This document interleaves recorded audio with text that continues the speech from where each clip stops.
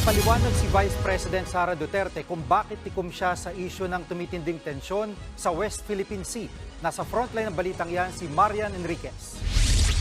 No comments. I think comprehensive na yung statement ni Congressman Paulo Duterte about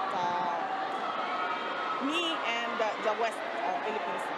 I think that question can better be answered by the Department of Foreign Affairs and the Secretary of the Department of National Defense. Ito ang sinabi ni Vice President Sara Duterte sa gitna ng usapin ng patuloy na pangaharas ng China sa West Philippine Sea.